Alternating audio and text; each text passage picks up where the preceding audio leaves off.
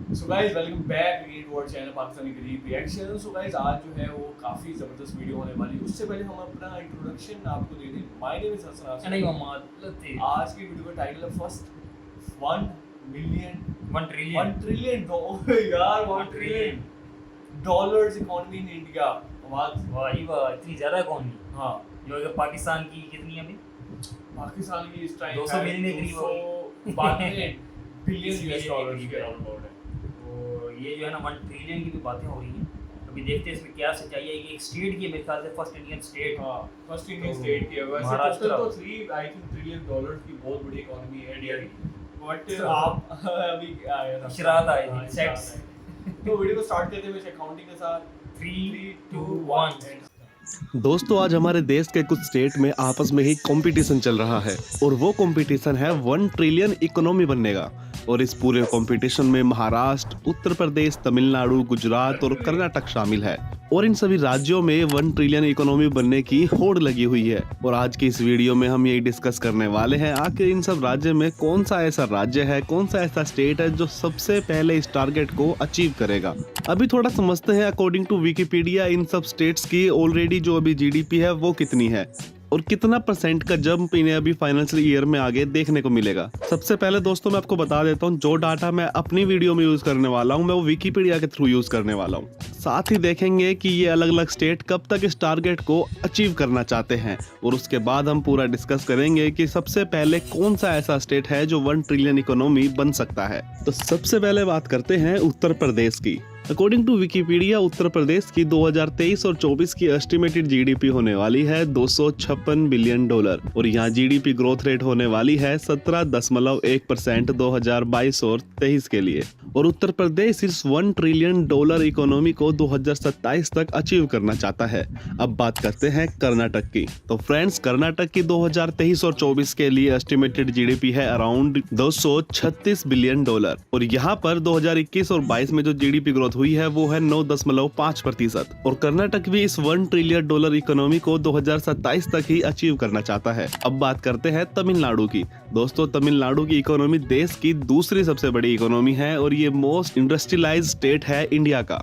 तो तमिलनाडु की 2023 और 24 की एस्टिमेटेड जीडीपी है अराउंड 311 बिलियन डॉलर और यहाँ पर 2021 और 22 का जीडीपी ग्रोथ है 14.6% और तमिलनाडु इस 1 ट्रिलियन डॉलर इकोनॉमी को 2030 तक अचीव करना चाहता है जो ज्यादा प्रैक्टिकल भी है। अब बात करते हैं इंडिया की सबसे largest economy hub state Maharashtra की। तो दोस्तों महाराष्ट्र की 2023 और 24 की एस्टिमेटेड जीडीपी होने वाली है अराउंड 486 बिलियन डॉलर और यहाँ पर जीडीपी ग्रोथ रेट 2021 और 22 में रही है अराउंड 12% और महाराष्ट्र भी इस 1 ट्रिलियन डॉलर इकोनॉमी को 2030 तक अचीव करना चाहता है।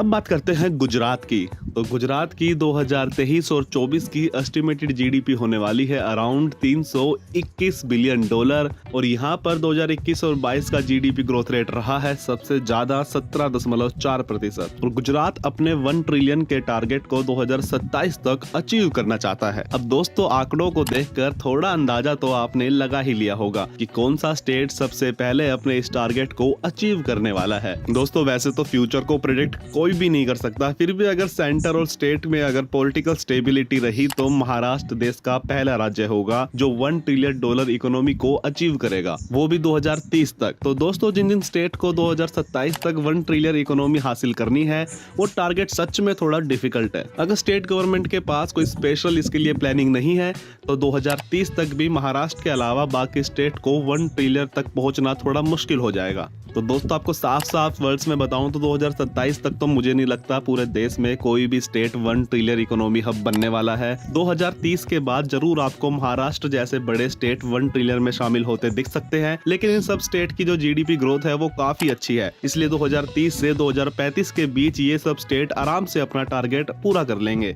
और 2030 के बाद इन 5 स्टेट के अलावा 10 से भी ज्यादा स्टेट जो है इंडिया के 500 बिलियन आंकड़ों को भी आराम से पार कर लेंगे। तो दोस्तों 2030 इसके बाद ही एक के बाद एक ये सारे स्टेट 1 ट्रिलियन इकोनॉमी हब में शामिल होंगे। बाकी फ्यूचर का कुछ एग्जैक्ट प्रेडिक्ट तो मैं भी नहीं कर सकता। अगर गवर्नमेंट कोई अच्छी पॉलिसी लेकर आए और किसी भी स्टेट का फॉरेन इन्वेस्टमेंट इंक्रीज हो जाता है तो हम अपने फिक्स टाइम से पहले भी अपना जो 1 ट्रिलियन इकोनॉमी का टारगेट है वो अचीव कर सकते हैं। तो दोस्तों, आप इस पूरे टॉपिक के बारे में क्या सोचते हो, मुझे कमेंट करके जरूर बताना कि आपको क्या लगता है। कौन सा है? महाराष्ट्र, मुंबई बहुत बड़ा रोल प्ले कर रहा है पूरे इंडिया के लिए। बेशक वो आप बिजनेस सेक्टर ले लें, आप जो है ना इसमें बॉलीवुड ले लें, इसमें क्योंकि मेजर अभी तो तमिल मूवीज ने भी धमाल मचाया है, कर्नाटका, तमिलनाडु बहुत ज़्यादा। लेकिन फिलहाल मुंबई ने अभी तक बॉलीवुड को जितना राज करवाया वो सारा मुंबई का ही उसके हिस्से में आता है। और मुंबई में मुकेश अंबानी, रतन टाटा जैसे अमीर तरीन जो है ना लोग भी यहीं पे रहते हैं। यहाँ पे बिजनेस सेंटर है, हब है किस्म का।